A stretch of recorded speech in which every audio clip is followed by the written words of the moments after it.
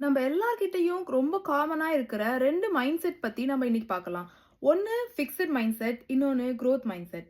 Fixed mind செட்ல இருக்கிறவங்க எப்படி யோசிப்பாங்கன்னு பார்த்தோம்னா, நம்ம செய்ற செயல்கள் எவ்ளோ நல்லா அமைதுங்கிறத பொறுத்த அளவுக்கு தான் நான் சிறப்பானவன் அப்படின்னு யோசிப்பாங்க. அந்த செயல் நல்லா அமைஞ்சிச்சுன்னா, அதுக்கு நான் குட்னும், அது நல்லா இல்ல அப்படின்னா நாட் குட் எனஃப் அப்படின்னும் யோசிப்பாங்க. அதே குரோத் மைண்ட் செட்ல இருக்கிறவங்க, நான் செய்ற செயல்கள் நான் யாருங்கிறத டிஃபைன் பண்றது கிடையாது. அந்த செயல்களோட ரிசல்ட் அது ஒரு ஃபீட்பேக் தான். அது நான் எந்த இடத்துல இம்ப்ரூவ் பண்ணணுங்கிறத எனக்கு சொல்லிக் குடுக்குது அப்படின்னு யோசிப்பாங்க. இதையே ஒரு குட்டி ஸ்டோரி வழியா நம்ம பார்க்கலாம். மீனா, மாயா அப்படிங்கிற 5 வயசு குழந்தைங்க 2 பேரும் ஃப்ரெண்ட்ஸா இருந்தாங்க. அவங்க 2 பேருக்குமே வரையறது அப்படிங்கிறது ரொம்பவே பிடிக்கும். மீனா அவங்களோட டிராயிங்ஸ எப்பவும் அவங்க பேரண்ட்ஸ் கிட்ட காட்டும்போது, அவங்க பேரண்ட்ஸ் அவங்களோட டேலண்ட்ட எப்பவுமே அப்ரிஷியேட் பண்ணுவாங்க. "உனக்கு நேச்சுரலி ரொம்ப டேலண்ட் இருக்கு" அப்படின்னு அப்ரிஷியேட் பண்ணுவாங்க. ஸோ, அதனால மீனா என்ன நெனச்சுக்கிட்டாங்கன்னா, ஒரு விஷயத்துல நேச்சுரலி குட்டா இருக்கிறதுல தான் நம்ம வேல்யூ அடங்கியிருக்கு அப்படின்னு நெனைக்க ஆரம்பிச்சுட்டாங்க.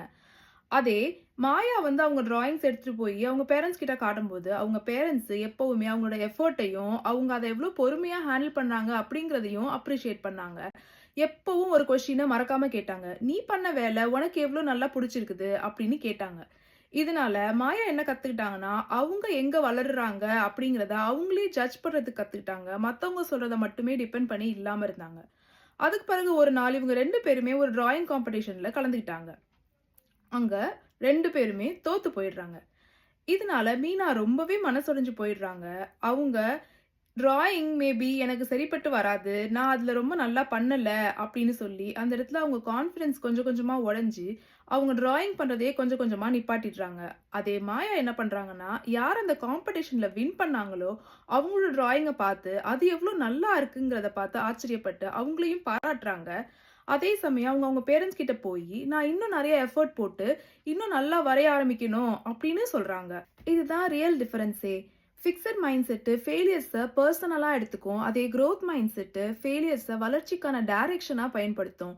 ஃபிக்ஸட் மைண்ட் செட்டு நான் குட் எனஃப்பா இருக்கனான்னு கேட்கும். அதே குரோத் மைண்ட் செட்டு இங்கிருந்து நான் எப்படி வளரலாம் அப்படின்னு கேட்கும். இப்ப நீங்க எந்த மைண்ட் செட்ல இருந்தாலும், அது உங்களுக்கு லிமிட் கிடையாது. நீங்க எங்க இருக்கீங்கன்னு தெரிஞ்சுக்கிட்டு, அங்கிருந்து மாறுறது உங்க கையில தான் இருக்கு. ஒரே ஒரு கேள்வி கேளுங்க. நீங்க மீனாவா? இல்ல மாயாவா? உங்க ஃபெயிலியர் உங்கள டிஃபைன் பண்ணுதா? இல்ல உங்கள வளர்க்குதா?